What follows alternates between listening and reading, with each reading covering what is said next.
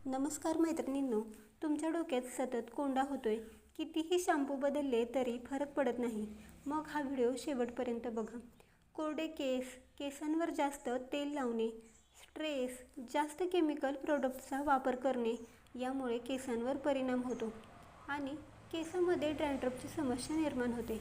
केसातील कोंडा हा घरगुती उपायांनी देखील घालवता येतो. केसातील डॅन्ड्रफ कमी करण्यासाठी 2 चमचे नारळ तेल कोमट करून त्यात 1 चमचा लिंबूचा रस मिसळा आणि हे मिश्रण केसांवर 20 ते 30 मिनिटे तसेच ठेवून केस शॅम्पूने धुवा. आठवड्यातून 2 वेळा हा उपाय केल्यास डॅन्ड्रफ जाऊन केस स्वच्छ होतात.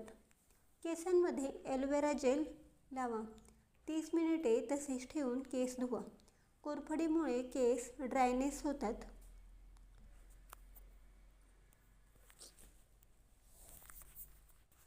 डॅन्ड्रफ कमी करण्यासाठी 2 चमचे मेथी रात्री भिजवा आणि सकाळी वाटून त्याची पेस्ट करा आणि अर्धा तास केसांवर ठेवा. यामुळे कोंडा आणि हेअरफॉल दोन्ही कमी होण्यास मदत होते.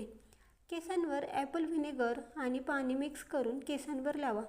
यामुळे केसांमधील pH बॅलन्स राहतो आणि केसांतील फंगल ग्रोथ कमी होतो.